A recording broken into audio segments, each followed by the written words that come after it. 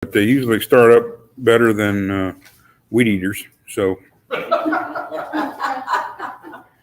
was back in Covington a week or so ago. I got my old gas. It's not even that old, and I haven't used it that much, but I've had it for a few years, and it's just been basically sitting around.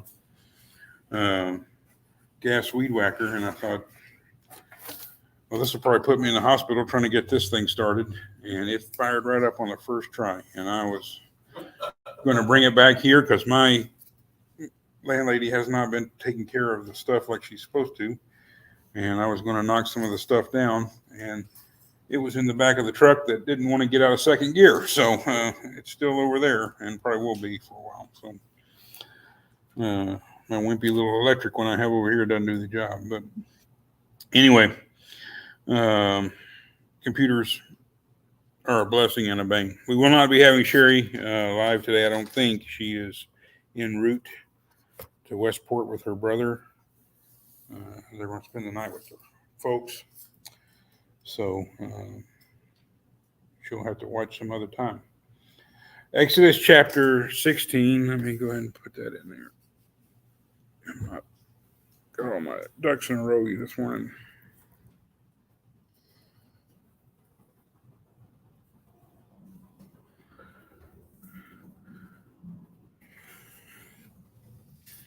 So we'll just go ahead and start with the first verse again. It's a pretty short chapter. We'll read through verse 7. We talked some about this last week, and I don't know how much we'll talk about it today, but Exodus chapter 16, beginning in verse 1 through verse 7.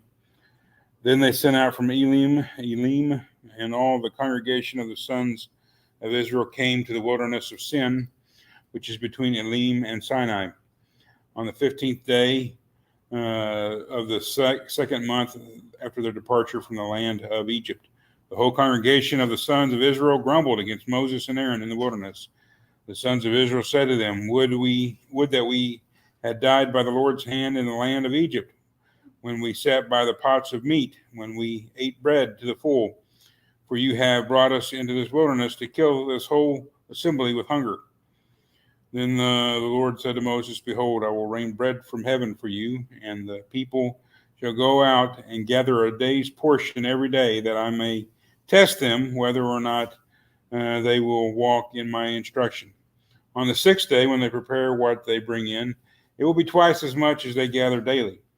So Moses and Aaron said to all the sons of Israel, At evening you will know that the Lord has brought you out of the land of Egypt.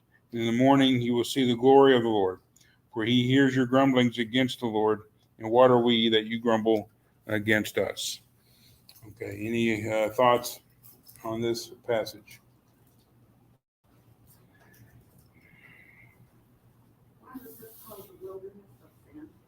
Well, and this is in the handouts, but sin here is not the word sin as we know it. It was a proper term for the area they're in. Notice they're on their way to Mount Sinai, and you can't spell Sinai without sin, just like you can't spell funeral without the word fun. So they're not fun, though, are they? But that's so there's some, sometimes words matter and things like that. Sometimes they don't. Now, at the same time, while this wilderness of sin isn't named after the sin of Israel or any other sin, it's it could be, couldn't it? It could have very easily been named after it, but that's not the term here. So Israel's repeated grumbling and complaining that occurs in the wilderness. One of my favorite songs is that in the desert of sorrow and sin. And they took some, I think, poetic license with the name, but that's, I think a good kind of artistic remembrance of what Israel went through and what kind of human beings go through. I mean, life is a struggle for most people, and when we don't have what we need, we cry out, and sometimes we blame people that had nothing to do with what our problem is. So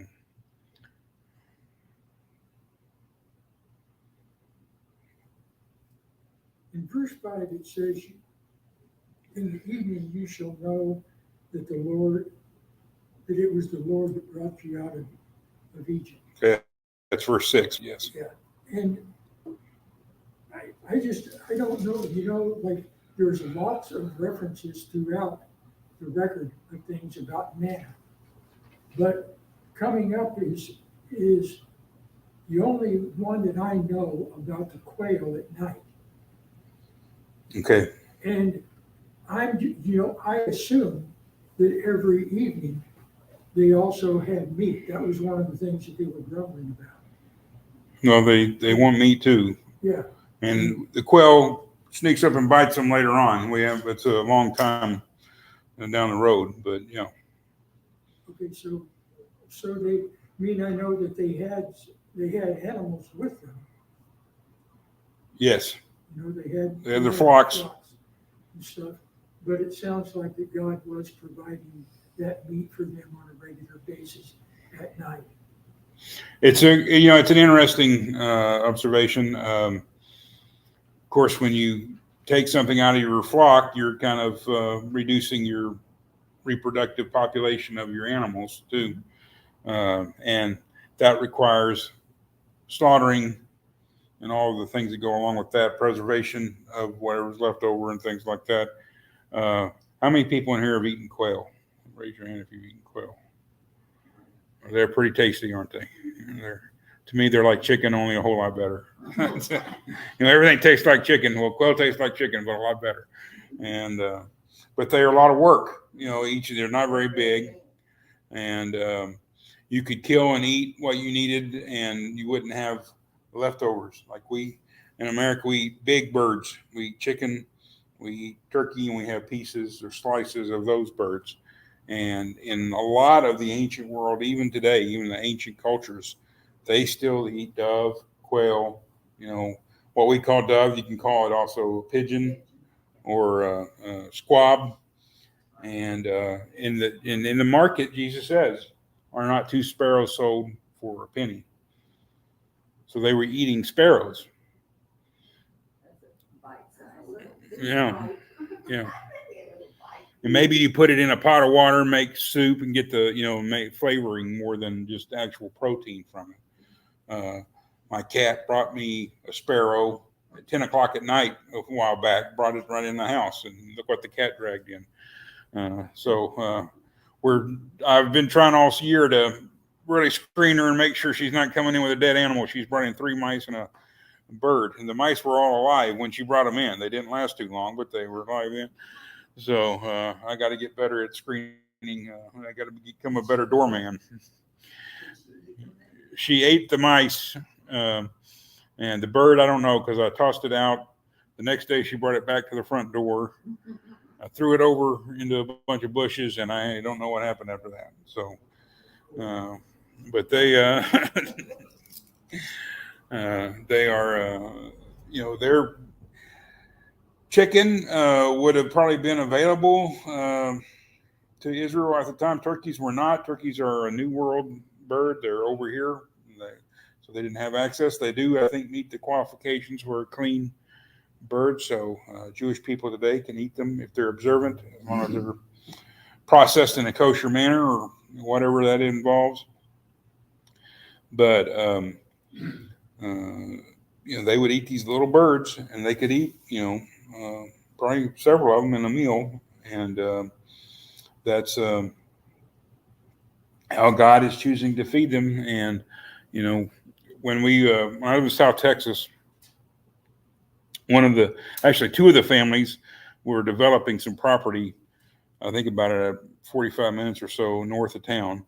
And one family actually lived out there on the land. The other family, I think, was kind of more the money of the deal, but I'm not sure. I don't want to comment too much on that. But they would have the whole congregation would be invited out to their property for Thanksgiving.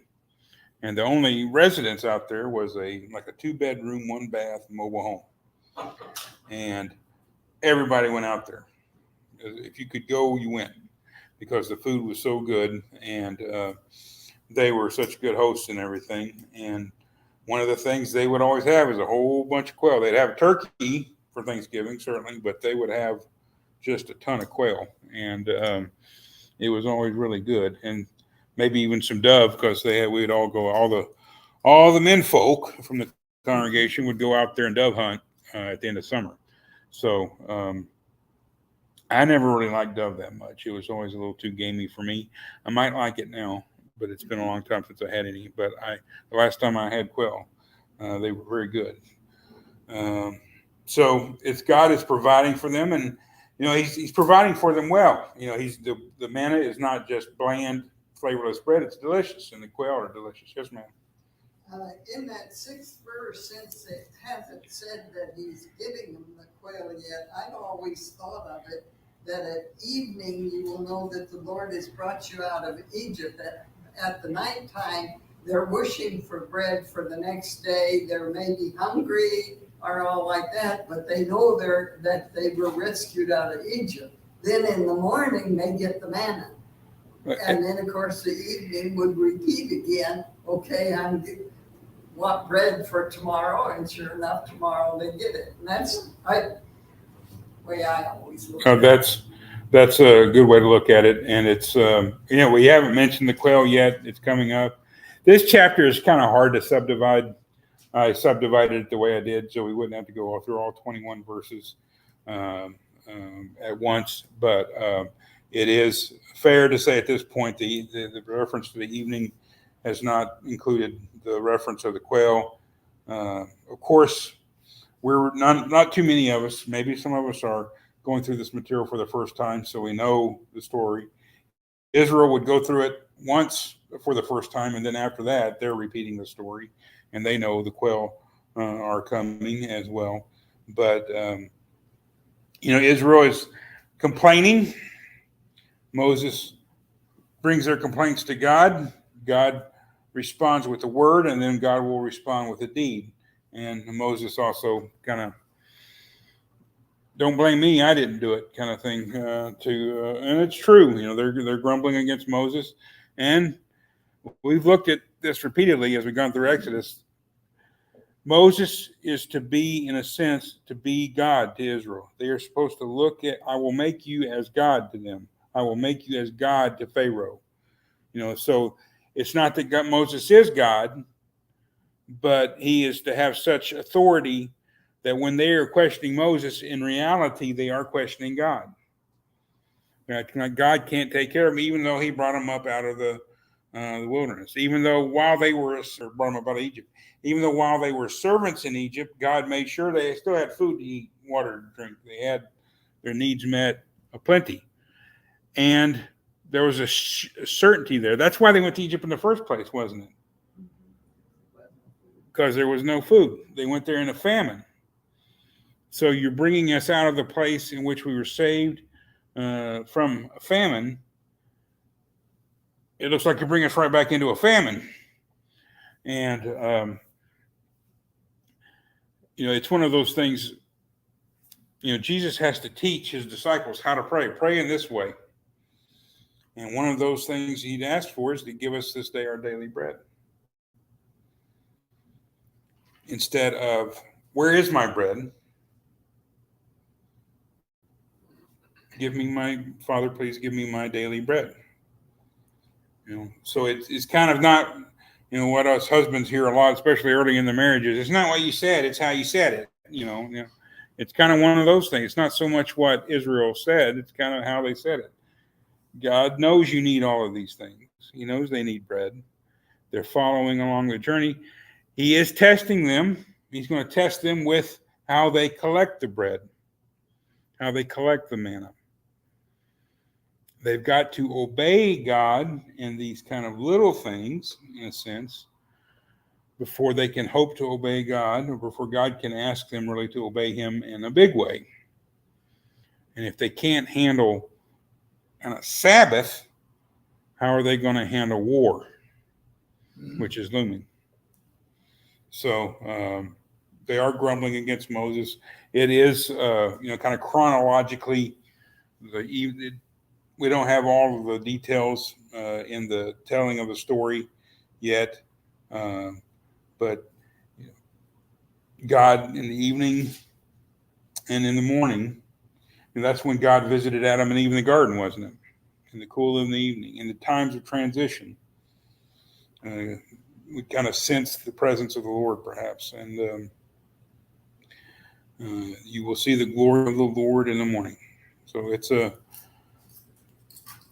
an important story. It's an actual provision for the people. There's a tangible component to it, but there's also a very theological component to it, that the bread is provided as a free gift from God, but also in a sense, it's supernatural, but at the same time, it takes its origins in a sense from the natural.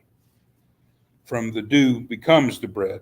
The water becomes bread. And we'll see that kind of as it unfolds. Let's go ahead and get into the second two-thirds of the final two-thirds of the chapter and get more into this specifically. And Moses said in verse 8 through 21, Moses said, "This will happen when the Lord gives you meat to eat in the evening and bread to the full in the morning.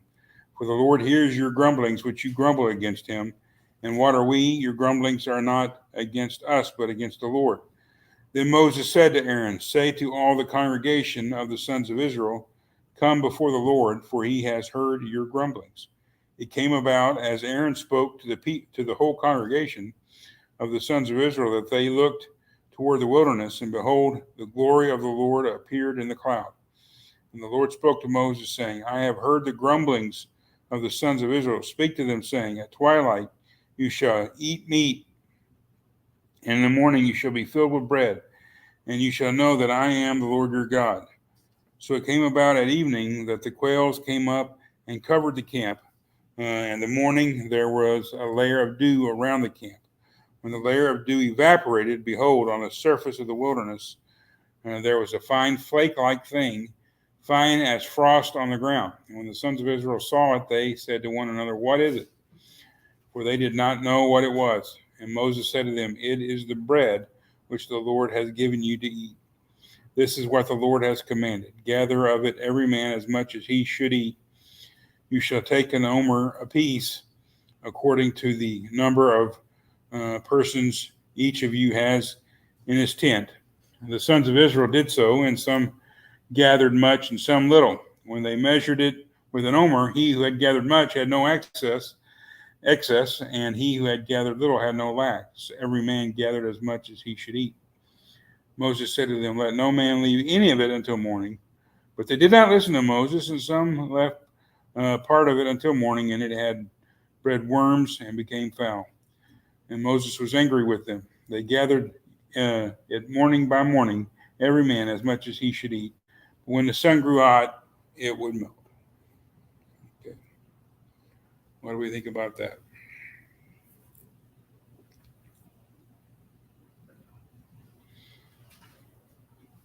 It's something we've kind of talked about before, but people get so hung up on the religious world gets so hung up on God's grace and the aspect of baptism being a work. Here, God is freely giving them this food, but there is a work that has to be done. They have to go out and gather it according to their instructions.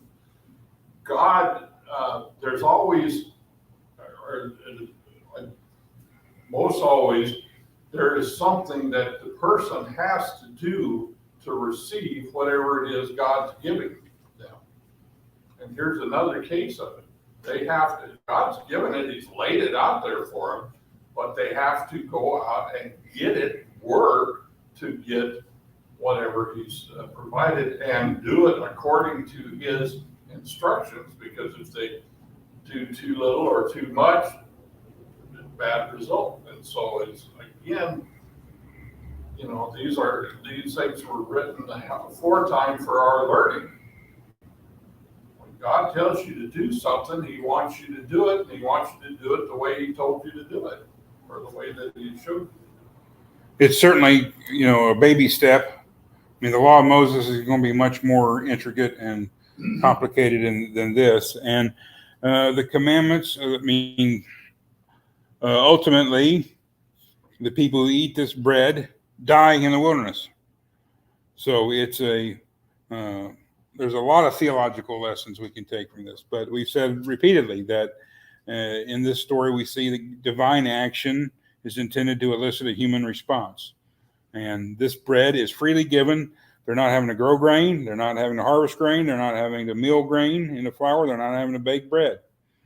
There's bread. And it's supposedly delicious. So they're getting a free gift, but they still have to respond to the invitation, in a sense, to receive that gift. It's not, God isn't taking the bread and shoving it down their throats. It's there for them to go gather. And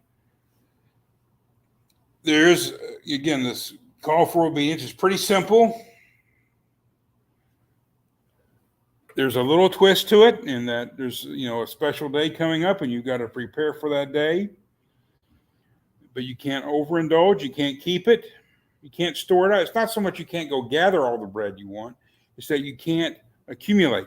You can't store it. You can't say, well, I'll gather double on Wednesday and I won't have to go out on Thursday. I've got a doctor's appointment on Thursday. That's not how it works. So there is this, I think, a warning against the kind of innate human desire to accumulate, to get more and more and more. If a little is good, more is better.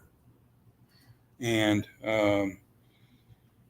when Jesus says, give us this day our daily bread, it's about a reliance on God as you walk through life on a daily basis, rather than, he doesn't say, give us Tuesday our bread for the year. Give us our lifetime supply of bread tomorrow. Give us this day our daily bread. We are journeying with God, daily relying upon him. God's mercies are new every morning. And, that's kind of, most of us know that if you're going to ease into a reasonably comfortable retirement, you got to set something up, don't you? You've got to accumulate a little bit. And you have all these wealth talkers about how you can't make money really working. You've got to invest it and make your money work for you and all of that. And you got to tear down your barns and build bigger barns. And there's churches that have all these financial classes. Do this with your money. Y'all may have had them here. I don't know. I'm not saying they don't have any value or anything like that, or not. There's not any wisdom in them. It kind of cuts against what Jesus said about not taking your extra cloak with you, about not packing a bag for your journey. It's kind of, it shouldn't be a question. It's not really either or, but when things go bad, whatever you have accumulated can be taken away from you. Storing up treasures where people break in and steal, where rust corrodes, moths eat it. So there's also the parable of the wise and the foolish virgins. The ones who have the extra oil are wise, and the ones who don't have the extra oil are foolish. So it's a different story, different message, in different context, perhaps. But they're not supposed to stack up this meat, at least, or the bread, at least. And they're supposed to carb load in the morning and go keto every evening, evidently.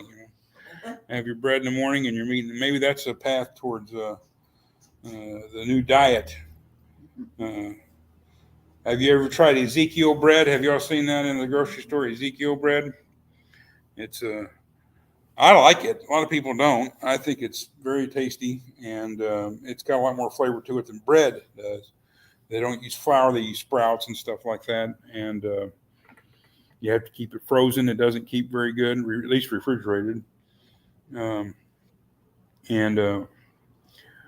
there's the preacher that was in Issaquah when we were worshiping there was a good guy, and we were pretty good friends. And he thought of Ezekiel bread as a punishment. That's you eat it as punishment. And so I don't know. I think maybe it's cutting out refined flour from your diet is probably not a bad thing to do. But this manna is a blessing from God. And I think he wants Israel to rely on him. And one of the ways you rely on God, you show your reliance upon God ultimately is to keep the Sabbath. The Sabbath is an act of devotion. And, I've heard it said many times, we keep all the 10 commandments today except keeping the Sabbath holy. And I'm not saying you got to take Saturday off, but your life should reflect a confidence in God. In whatever form that is, I'm not trying to nail that down really, but if you don't trust God, if you don't rely upon God, what are you relying upon? Who are you relying upon? And that's the message of Scripture that I think is very consistent from Genesis to Revelation, is relying upon God, even when it doesn't look like it's going to work, is the ultimate expression of faith. Faith is not mentally acknowledging that God exists. Faith is living your life like he exists. Living your life like he will reward those who diligently seek him. And without that reliance, it is impossible to please him. And that's, this is obedience. In a sense, you could say it's work. We got to go out and gather. And there's these rules and regulations, and you got to do it the right way or it won't work. But really, the bread is also a free gift of grace to be received gratefully and to not accumulate and feel like I've got to take what so other people can't have. I got to make sure I've got more than enough for me so somebody else can't have any. And you end with enough. The one who gathers much, no excess. The one who gathers little has no lack. Yes, ma'am. And you was talking about the word. Can you imagine having to pick up enough bread for the omer, however much that is? But it's a fine, like verse 16, 14. Yeah, a fine flake-like thing as the frost on the ground. I mean, it would take quite a bit of time bending over and picking that up to get enough. To get your omer a day. It just, it to me, it was not a small thing to go out and pick up your bread. So there was considerable work involved. Well, the chapter concludes in verse 36 with the statement, now an omer is a tenth of an ephah, if that doesn't answer your question. You can find all those measurements. There's at least, you could Google those up. And omer is a measure of volume, which is how much, not how heavy. Which weighs more, a pound of feathers or a pound of lead? A pound is a pound, the word around, but a pint of water or water-based liquid is a pound. The world, it's close. It's not exactly 16 ounces precisely, but it's really close. So they say a pint is a pound the world around. So volume is sometimes reflective of weight, but if you have a pint container full of feathers or a pint holding molten lead, full of molten lead, which one's going to be heavier? But you can ultimately accumulate enough feathers where it weighs the same as a pint full of lead. It's just going to be a lot more than a pint. So omer is a measure of volume, how much, not how heavy, but the work involved is real, but it's nothing compared to the work of if you were going to bake an omer of bread. That's a lot more work. This is a bushel and 1 tenth. A peck. No, a bushel. 1 How much is a peck of pickled peppers? Too much. How much wood could a woodchuck chuck? A woodchuck wood? They can't. Evidently, they had to get up early in the morning to go gather and stuff. So that would say sleeping in to sin. Okay. Well, not necessarily. Yes, in the desert of sin, it was a sin. So if you wanted to eat, you had to get out and get the, If you wanted to eat bread, you had to get up and go. because you couldn't keep it over from the night before. You could wait the evening and have a quail, but. It is new every morning. So it's there is some commandments. They seem pretty basic, pretty minimal. Really, the answer to the early morning and how much work it is and all is found in sending your wife out to do it instead of you doing it. I think then it's no work at all. Then it really is a free. When you wake up and your wife's carrying that omer of bread in, you're fine. Yeah. It doesn't say you have to gather it. No, but I think the husband probably did say who was going to gather it. Yeah, I think it was. Is that over per person?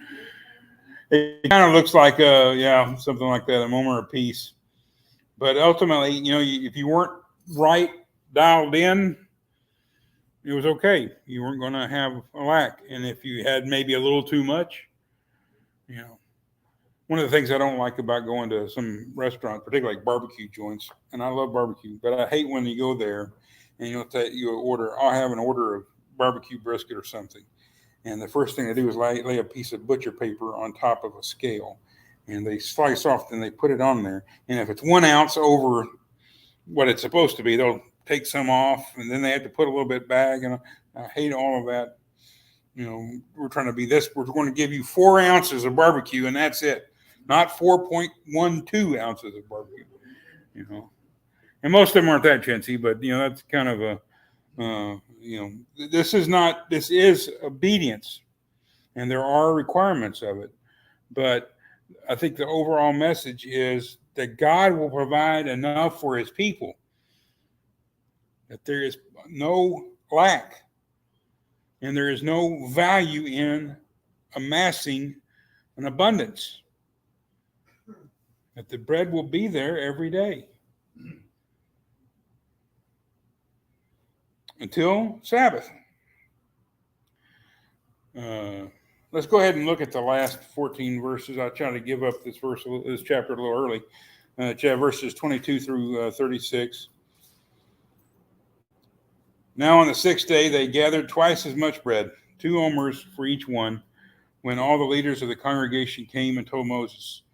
Then he said to them, This is what the Lord meant. Tomorrow is a Sabbath observance, a holy Sabbath to the Lord. Bake what you will bake and boil what you will boil, and all that is left over put aside to be kept until morning. So they put it aside until morning, as Moses had ordered.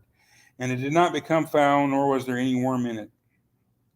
Moses said, Eat it today, for today is a Sabbath to the Lord. Today you will not find it in the land, or in the field, 6 days you shall gather it, but on the 7th day, the Sabbath, there will be none. And it came about on the 7th day that some of the people went out to gather, but they found none. Then the Lord said to Moses, How long do you refuse to keep my commandments and my instructions? See, the Lord has given you the Sabbath. Therefore, he gives you bread for 2 days. On the 6th day, remain every man in his place, let no man go out of his place on the 7th day. So the people rested on the 7th day. The house of Israel named it manna, and it was like coriander seed, white, and in its taste like wafers with honey. Then Moses said, This is what the Lord has commanded. Let an omer full of it be kept throughout your generations, that they may see the bread that I fed you in the wilderness when I brought you out of the land of Egypt. Moses said to Aaron, Take a jar and put an omer full of manna in it, and place it before the Lord to be kept throughout your generations. As the Lord commanded Moses, so Aaron placed it before the testimony to be kept. The sons of Israel ate the manna 40 years until they came to an inhabited land. They ate the manna until they came into the border of the land of Canaan. Now, an omer is 1/10 of an ephah. Okay. We got a few minutes, so what do y'all think? We'll definitely come back to this next week.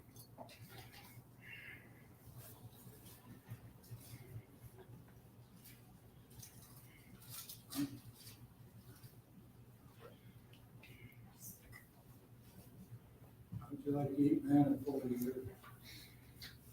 How did you like eating your mama's biscuits every morning when you grow? You love them. Yeah. I love I didn't- I could eat my mom's homemade biscuits every morning. That'd be fine. The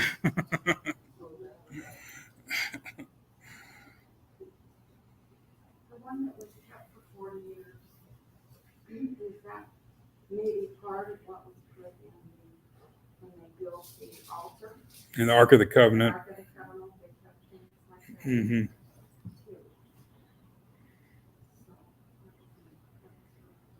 This is a big deal. I mean, there's no doubt about it. This is a big deal for Israel.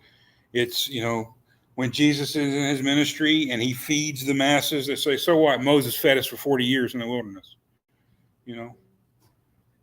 So, this is a big deal. They remember it. It's important. It does stop right before they invade, if you want to call it that, enter the land of Canaan, because they're going into a land that's been plowed and planted, and there's going to be crops there for them to harvest, and probably bread laying around that other people will bake that they can eat. So it's serving a purpose. It's a very utilitarian in a sense, if you want to look at it this way. If you want to look at it, this is just to keep the people alive when they're in the wilderness. On the other hand, it's the bread of life. What happens if they don't get this bread? That's what they're saying anyway. You bring us out here to starve to death? So it has a lot of theological meaning. It has a very practical use. The two don't have to be totally, diametrically opposed. Just this podium that we're using here to prop the laptop up on was made by Mr. Bob Lees way back in the day. How long ago do you think? I'll ask his son-in-law. His son-in-law has no idea. So it's been a while, and it's got a few nicks and chips on it. I think I put some of them, and it was split. One of the seams was pulling apart, and Bob Lee's grandson repaired it for us nicely. And it's a utilitarian piece, and we're not trying to worship it or anything like that. But it's also these kind of tangible things. It's part of the congregation, isn't it? It's been sitting here for decades, and it's like when you lose it. If you've ever visited a church that's lost its building in a fire or something like that, it's just absolutely devastating. And you say, well, it's just a building. In a sense, it is, but people have invested their time and their money, their sweat equity in that building. When it's taken away, when tangible things that you think are a gift from God, when you view them as a gift from God, are ripped away from you, it's hard. And sometimes we find out, like in the case of manna, God takes away the manna to give them Canaan. You can't have manna and Canaan at the same time. But that doesn't mean you don't love, honor, and cherish the gift that you had before. Israel will look back on this time in the wilderness. They will endure it with whining and complaining at every turn, yes. But then they will look back on it as this is our honeymoon period with God. This is when we as a nation become the bride of God. You may have gone on your honeymoon, stayed in a dumpy little motel or something. But then you go by that motel 10 years later and like, that's where we spent our wedding night, And you have some fondness for it, some affection for it. Maybe not. So it's a lot of different ways to look at this thing. It's utilitarian, but not exclusively. It is certainly theological as well. It is certainly God telling them, this is who I am. I will give you your daily bread. Keep the Sabbath. Rely upon me. You have to rely upon me to give you your bread daily. You have to rely on me to take a day off, to take a day of rest. And we'll look more at the nature of that rest. We'll pick up with that next week. So, thank you for your attention and comments. Mr. Heisey will now dismiss us in a word of prayer.